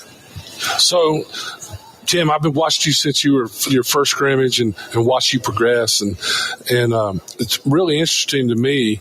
What's the biggest thing you had to change from high school? Because you're really quick. You use your quickness. Mm-hmm. What was the biggest thing you had to change when you started playing people your own size? That's what it was. I had to realize that I'm not 6'5", 6'6" that I thought I was. In high school, I beat everybody in DNA, so I was just, God bless me with some good DNA. But once I got here, I realized that the technique and all that stuff really matters. So realizing that everything, all the small things really do matter. So that's what the biggest thing was. So what has been the biggest change? And I know you get this a lot, but it's interesting to me. How are Coach Saban and Coach DeBoer alike? Mm-hmm. And then what are the biggest differences? It's just, I say it's like new school parenting and old school parenting. They both got great foundations. They both, I say, Coach Saban, he's just gonna cuss you out. he's just gonna go, hey, son, so you better get your, But it's all love, Coach DeBoer.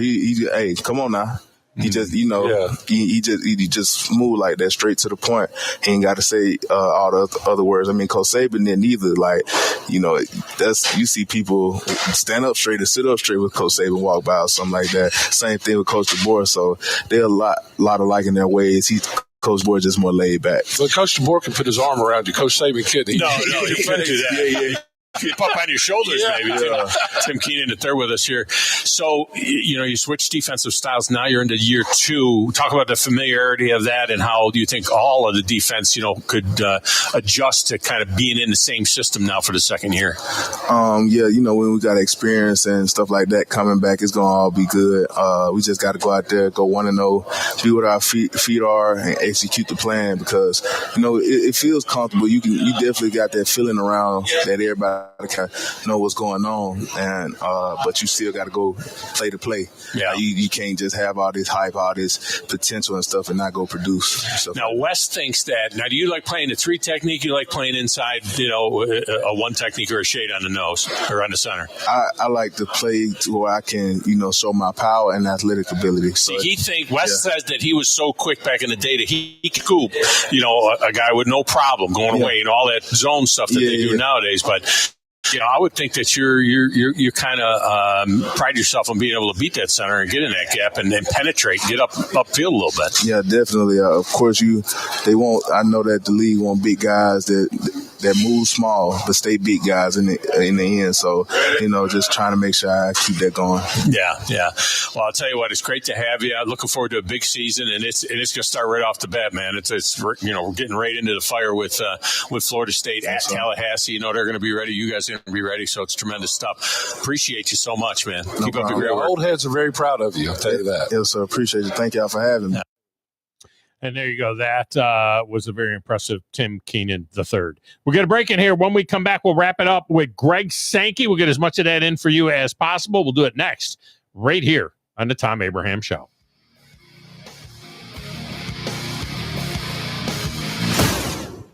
You're listening to the Thom Abraham Show with Joe on 97.7 ESPN The Zone. This is Brent Musburger's VSiN Action Update on 97.7 ESPN The Zone. Drivers who switch to Progressive have an annual savings of nearly $750. Progressive.com. It's training camp week at VSiN, the Sports Betting Network. Download the VSiN NFL Betting Guide at VSIN.com. Buccaneers favored to win the NFC South Division title. The Falcons a second choice at plus 250 with an over-under win total prediction of over 7.5 wins. Carolina Panthers prediction under 6.5 wins. The Saints under 5.5 wins. Steve McAdoo says they could be headed for the worst record of the NFL. Paulie Howard of Follow the Money has bet the Saints to have the worst record of the NFL. It's one of his best bets at 5-1. Another of McAdoo's best bets under 6.5 wins at minus 190. More, go to VSIN.com. Mike Sennett, 97.7 ESPN The Zone. Thom Abraham here for my friends at Your Home Window Company. When it comes to replacement windows, exterior doors, or new window screens, Your Home Window is the answer anywhere in Huntsville, Athens, Decatur, or Hartselle. Your Home Window windows and doors are made here in the USA and come with a lifetime warranty. When replacing those old windows or doors, Your Home Window has the solution for you. In-home estimates are always free and financing is available. Learn more at yourhomewindow.com and see clearly with Your Home Window. Visit yourhomewindow.com to make an appointment today. Hi, this is Wes Neighbors. I'm here with Sam Fleming with Fleming Roofing and Restoration. Sam, tell the folks about Fleming Roofing and Restoration. Hey, Wes. Our company, Fleming Roofing and Restoration, specializes in commercial and residential roofing and repairs. I'm a fifth-generation Huntsvillian, and our family's been doing construction business in Huntsville area since 1965. Sam, what kind of roofs does Fleming Roofing and Restoration do? Our guys are skilled enough. We can come out and address any kind of leaks or issues you might have on your commercial, on your metal roofing, on your Your shingles, we can do anything, and we can offer you a solution to repair it or we can replace it. But you guys also do insurance restoration. Our staff has 10 plus years of experience as insurance adjusters, and we really do know the inside and out of the claims process at Fleming Roofing and Restoration. Check out Fleming Roofing and Restoration online at FlemingHSV.com, or you can call or text them at 256-651-9440. Hey, Wes, we show up. Eagle Masonry and Installation. It's right there in the name. Eagle is your one-stop shop for block, stone, or brickwork, monument signs, and outdoor kitchens and fireplaces. Eagle also offers the finest craftsmanship and insulation, including fiberglass or spray foam insulation, and of course, insulation removal. Philip Love and his team have years of experience, bringing the region the best in masonry and insulation services. For more information and a quote, visit insulatewitheagle.com or call 256-755-1556. Eagle saves you time. Eagle saves you money.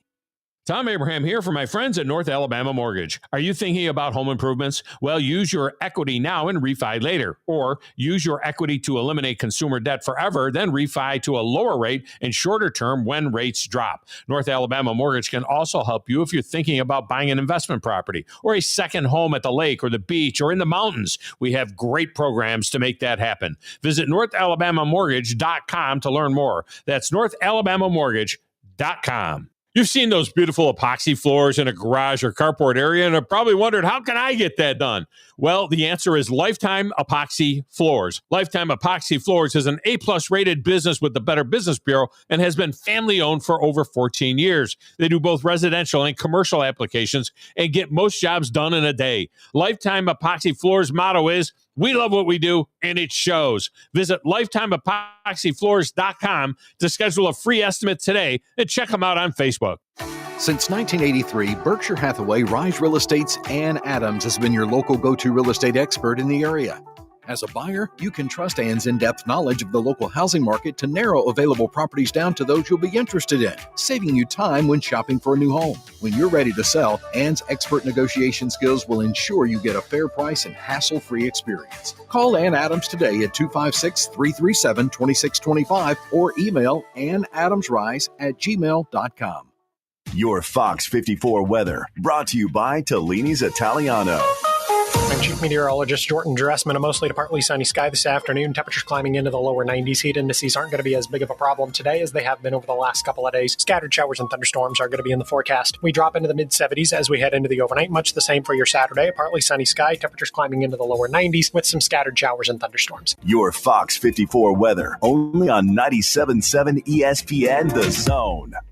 This segment of the show is brought to you by Woody Anderson Ford's award-winning service department for the routine checkups to keep your Ford or other brand in working order. But they can also take care of bigger problems as well because they got expert service technicians down there, and they're going to quickly diagnose your problem and use state-of-the-art tools to get it resolved. They also have a great mobile service where they can come out to you. You need to check it all out. You need to make an appointment today. Do it at WoodyAndersonFord.com. That's WoodyAndersonFord.com.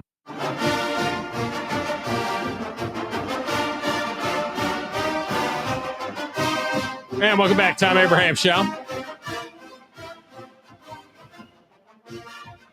All right, as always, at SEC Media Days, we get an opportunity to talk to the man himself, the commissioner of the SEC, Greg Sankey. And once again, we had a conversation, and here was what the commissioner had to say.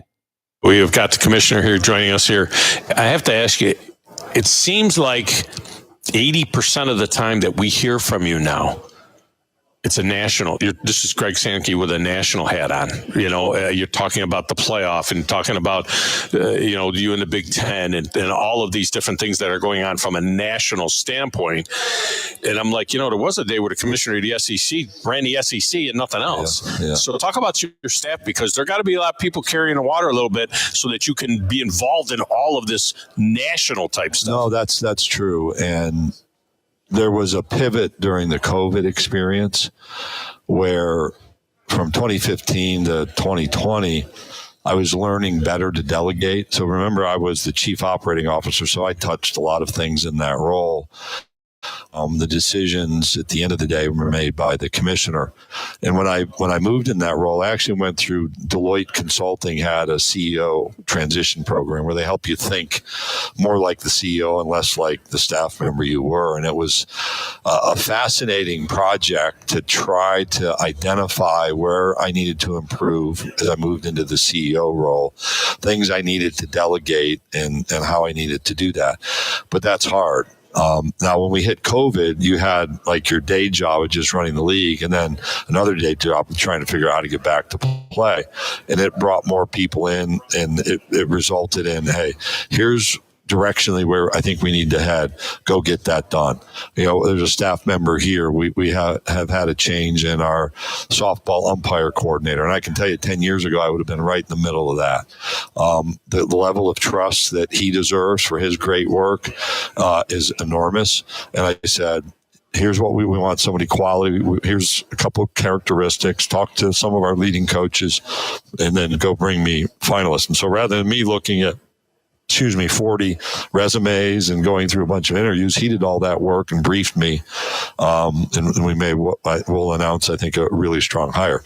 Those are the things that are really important. Charlie Hussey is my deputy commissioner. And we announced Netflix. So I was involved in the Netflix prep and work, but it's like green light, red light. What are the issues? See the final product, provide some feedback.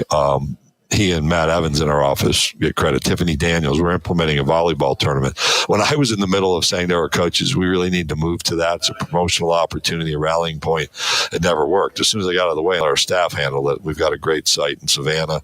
I think November 21st this year, we'll tip off that volleyball or serve off that volleyball tournament. So there's a lot of examples of really great work being done by people in our office. This is 27 years for me on the air after an 11-year coaching career. And I'm not at the end of my career, but I can see it from here. And one of the things that's become, quite frankly, exhausting is the whole NIL and now revenue sharing. And revenue sharing seems like a cleaner thing. And I remember when the whole NIL thing came out, I said, this is really good because now if a kid wants to go to a hotel and sign helmets and they pay him $5,000 to do it, he should do it. And he should be able to do that. Remember the story of the Colorado player that was on the calendar and got suspended because those were silly. And then it immediately became something else where all this money was being pumped into these collectives and fans are chipping in. And I'm like, what has that got to do with some guy going to a car dealership and signing autographs for the afternoon? It is exhausting. It's got to be exhausting for a commissioner. It's got to be so much worse. It's really something. It is. And I would go back to even our own coaches and probably 2021 when this was being thought up and how great it's going to be. And now some of those same coaches will tell you how horrible it is, right? And the way that name, image, and likeness activity was introduced on a state-by-state level was the wrong way. Now, perhaps it was the only way because we in college athletics couldn't figure it out otherwise. I think there's more backstory to that where people tried, including myself. We just couldn't get things off the ground. So the state legislation, first in California, motivated change, but that doesn't mean it was the right kind of change. It was right for the push. But what you've seen is states have pretty good laws, but no oversight and enforcement of those laws. There's been no accountability if somebody stepped outside, and that's facilitated the description of the economic behavior that you've provided. And then one state might have a good law. A year later, gets lobbied to say, let's just dumb that down to basically nothing. So we have a competitive race to the bottom, so to speak, which was entirely predictable. In fact, as these state laws were first being introduced, one of the reasons not to allow it to play out that way was you're going to have 50 different approaches. Right. That's confusing for kids. There's really no consumer protection for the young people built in. I don't know how you're supposed to be a high school senior and figure out when you're being recruited, like they've got a law, and they're all different laws. You might be recruited by 10 different schools in 10 different states. That's unfair to the young person. They should have an understanding of a common template. And our student athletes ask us continually, their priority is, I want to know when I line up across the line of scrimmage, that the guys on the other side are held to the same standards that I'm held to. Yeah. And I think that's a very simple request. That's not about the Sherman Antitrust Act. That's not about a bunch of old people trying to take away opportunities. That's the participants saying, this is the way you should be running the game. Well, and I mean, Missouri had a weird one. When the governor did that deal where, if a high school kid in Missouri signs with a Missouri school, he can start getting NIL his senior year in high school. It's like, wait a minute, what is that? I mean, it's, to your point of different laws in different places. And I'm a free enterprise guy. I get endorsement money. I get NIL money. When people say, hey, I hear you talking about this car dealership, that's nobody tells me, what I can get or how much I can get for that. That's the free market. Can I tell you the other side? Yeah. I have a contract where I don't have the ability to go just do anything with my name, image, and likeness. Okay. I mean, that happens. And I'm not unique. But there's this notion that when you make decisions to take opportunities, that nothing else changes. And I made a decision that I wanted to be commissioner of the Southeastern Conference. I derived economic benefit from that. And even when it didn't pay me what it did now, I still subjected myself to that limitation. I think that's actually reasonable. I think there are reasonable standards that can be applied to this activity, and people can still develop their own businesses, develop their own brand. I've got a meeting later today with student athletes, and one of the questions is about equity in NIL. Well, there isn't equity in NIL. No. Olivia Dunn can go make a ton of money because she was early in social media, early in this world, but that's a lot of work. It's not easy. But it's got to be legit, right? Yeah, I mean, it's got to be a legit. We see her on commercials, pitching products and so on. And I give her credit for how she manifested that. Right. I mean, that's like Peyton. Nobody ever told Peyton Manning when he was in the NFL how much he could get paid by Nationwide to be but you saw him on the commercial. If you go back, people will say, well, let's just collectively bargain and we'll solve this. Yeah, because you said contract. None of the professional leagues collectively bargain away the name, image, and likeness rights of their players. So that's not part of a collective bargaining agreement. They do have limits. So they can't use their team logo unless that sponsor that's going to do the NIL deal is a sponsor of the team. They can't use the NFL logo unless that sponsor is a sponsor of the NFL. So if you watch a State Farm ad with Andy Reid and Patrick Mahomes, they're dressed in red and a little bit of gold trim and white, right? No logo. T-shirts, but there's no logos. So I know who they are. Yeah. Now, that's how it works. But you think about the NIL deals in the NFL, right? And we can play this game together. So you got Patrick Mahomes, Travis Kelce, Josh Allen. I think I've seen Jalen Hurts, J.J. Watt, right? Russell Wilson's been in there before, Dak Prescott. I'm talking on a national level. Sure. There's probably a few more that I'm missing, but not many. Yeah. Not many. Not everybody. And then there's some local deals. And when I lived in Dallas, you drive by and whoever the tight end had either a rain gutter deal or a hair replacement deal. Now, those are $50,000. And so the value system in college athletics has been skewed because of this outside money, this outside influence. And that's where people have said for years, coaches, athletics directors, even boosters, we need guardrails for NIL. We need guardrails. We want guardrails. Well, part of the outcome of the settlement that's currently being implemented is guardrails. There are guardrails. There are anti-circumvention rules that will be continually developed between the defendant group, which is the conferences, and the plaintiffs' attorneys. That'll take a little bit of time. The question is, can the entities, can the universities, their athletics programs, and their teams operate within the guardrails for which they've been screaming that they need it for years? That's the essence of the question right now. Greg Sankey with us, commissioner of the SEC. So that takes us to schedule / playoff, because I think it is schedule / playoff, because it seems to be the sticking point. I'm just going to oversimplify. But if the Big Ten wants to keep saying, hey, you're not playing 9, and we're not going for anything that's 5 plus 11 without 9, without the SEC playing 9. Okay, fine. Why wouldn't the retort to that be, we'll play 9, but you all got to play at least one P4 game? I run it down, their schedules and the SEC schedules. Every single team in the SEC plays a P4 non-conference game. 2 teams, Florida and Alabama, are playing 2.